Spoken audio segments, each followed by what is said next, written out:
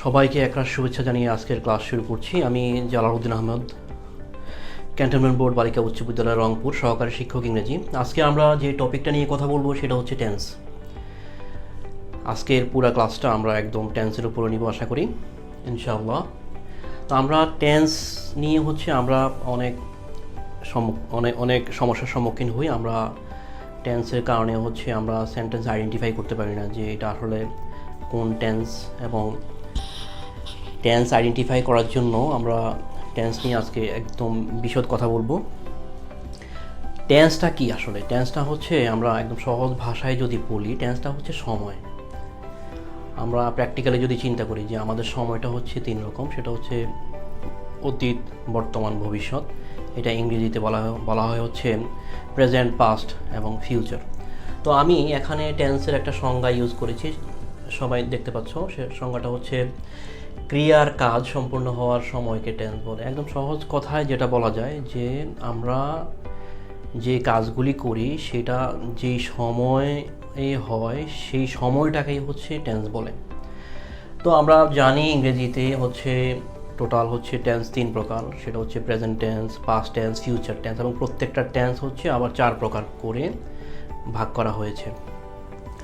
তো এখানে আমি টেন্স শেখার জন্য টোটাল বেসিক এলিমেন্টস, এখানে বেসিক এলিমেন্টস আমি একটা একটা করে উল্লেখ করব। এখানে আমি দুইটা জিনিস উল্লেখ করেছি, টোটাল পাঁচটা বেসিক এলিমেন্টস। আমরা বেসিক এলিমেন্টস নিয়ে আলোচনা করব। বেসিক এলিমেন্টসটা আমরা টেন্স গঠন করার জন্য আমাদের কি লাগবে, যেগুলি আমরা দেখলেই বলতে পারবো যে এই জিনিসটাকে গ্রামারে এইটা বলে। হ্যাঁ, তো আমরা বেসিক এলিমেন্টসের মধ্যে প্রথমে সাবজেক্ট শিখতে হবে আমাদেরকে, তারপরে অবজেক্ট শিখতে হবে, তারপরে আমাদেরকে পার্সন শিখতে হবে। পার্সনটা কি, হ্যাঁ, আমি পরে উল্লেখ করব।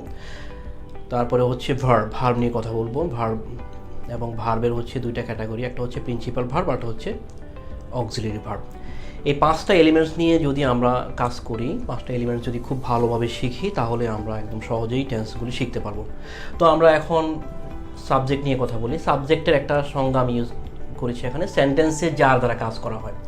আমরা যে কোনো সেন্টেন্স যখন লিখি তখন সেন্টেন্সের যে হেড ওয়ার্ড, এটাকে অনেক সময় হেড ওয়ার্ডও বলা হয়, অর্থাৎ সেন্টেন্সে যে ওয়ার্ডটা সেন্টেন্সের কাজটা সম্পূর্ণ করে সেটাই সাবজেক্ট। তো আমরা সাবজেক্টটা চিনবো। আমি এখানে একটা সেন্টেন্স ইউজ করেছি, আই রাইট এ লেটার। এখানে আইটা সাবজেক্ট। তাহলে আমরা বুঝতে পারি যে সেন্টেন্সের যে ওয়ার্ডটা দিয়ে পুরো সেন্টেন্সের কাজটা সম্পূর্ণ হয় সেটাই সাবজেক্ট, একদম সহজ ভাষায় যদি আমি বলি।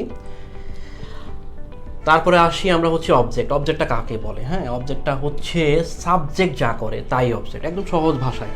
এটা নিয়ে খুব পেঁচানো কথা বলার প্রয়োজন নেই। যেমন এখানে দ্য ম্যান ড্রিঙ্কস ওয়াটার, এখানে ওয়াটারটা অবজেক্ট, অর্থাৎ সাবজেক্ট যা করে সেটাই অবজেক্ট।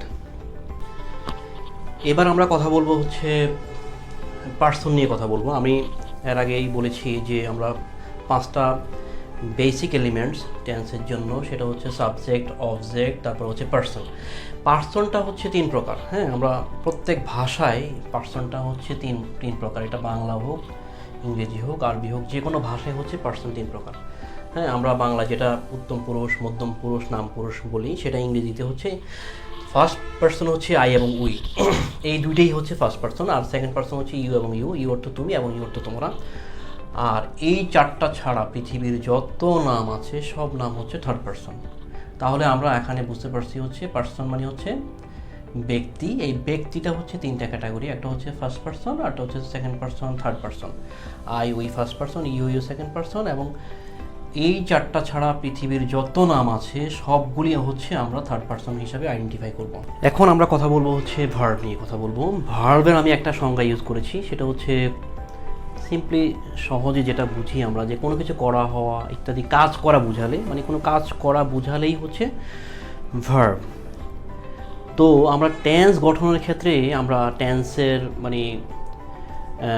দুইটা ভার্ব নিয়ে আমাদেরকে কথা বলতে হবে। সেটা প্রিন্সিপাল ভার্ব। এখানে সহজভাবে আমি একটা সংজ্ঞা ইউজ করেছি, যে ভার্বের 3টি রূপ আছে তাকে প্রিন্সিপাল ভার্ব বলে। আমাদের ইংরেজি গ্রামার বইগুলিতে এই প্রিন্সিপাল ভার্বগুলি খুব বেশি দেখা যায়, যেগুলি আমরা ইংরেজি গ্রামার বইয়ে অসংখ্য ভার্ব আছে, এগুলি আমরা মুখস্থ করতে হবে। মুখস্থ করলে এগুলির মিনিং দিয়ে হচ্ছে আমরা অর্থ বের করতে পারবো। এখানে আমি তিনটা রূপ দেখাচ্ছি। একটা হচ্ছে প্রেজেন্ট আর পাস্ট পার্টিসিপল। এই তিনটা রূপ, একটা ওয়ার্ড সেটা হচ্ছে ডু মানে করা, তো এটার 3 ধরনের হইতে পারে, do, did, done. Eat, ate, eaten, write, wrote, written. এমন অসংখ্য ভার্ব রয়েছে যেগুলির এরকম 3টা রূপ থাকে। তার মানে হচ্ছে সহজ ভাষায় যদি বলি যে ভার্বের 3টি রূপ আছে তাকে প্রিন্সিপাল ভার্ব বলে। তাহলে আমরা প্রিন্সিপাল ভার্বগুলি আমরা শিখতে হবে, এবং বইয়ে যে প্রিন্সিপাল ভার্বগুলি আছে অন্তত 250-300 প্রিন্সিপাল ভার্ব আছে, এগুলি খুব ভালোভাবে শিখতে হবে, এবং এগুলির ফর্মগুলি কেমন সেটা অর্থসহ শিখলেই আমরা খুব সহজেই হচ্ছে টেন্সগুলি। এখন কথা বলবো বেসিক এলিমেন্টসের সর্বশেষ যে বিষয়টা, সেটা হচ্ছে অক্সিলারি ভার্ব বা হেল্পিং ভার্ব।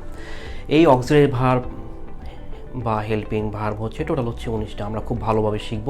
তোমরা স্ক্রিনে দেখতে পাচ্ছ যে আমি যে চার্ট আকারে দেখিয়ে দিয়েছি যে কোন অক্সিলারি ভার্বটা কোন টেন্সে বসে। আমরা জানি টেন্স 3 প্রকার: প্রেজেন্ট টেন্স, পাস্ট টেন্স এবং ফিউচার টেন্স। প্রেজেন্ট ইনডিফিনিট টেন্সে কোনো অক্সিলারি ভার্ব বসে না, তোমরা দেখতে পাচ্ছ আমি ক্রস করে দিয়েছি। প্রেজেন্ট কন্টিনিউয়াসে বসে হচ্ছে এম, ইজ, আর। প্রেজেন্ট পারফেক্টে বসে হ্যাজ, হ্যাভ। প্রেজেন্ট পারফেক্ট কন্টিনিউয়াসে বসে has been, have been. Past tense, past indefinite টেন্সে কোনো অক্সিলারি ভার্ব বসে না। পাস্ট কন্টিনিউয়াসে বসে হচ্ছে ওয়াজ, ওয়্যার। পাস্ট পারফেক্টে বসে হ্যাড, এবং পাস্ট পারফেক্ট কন্টিনিউয়াসে বসে হ্যাড বিন।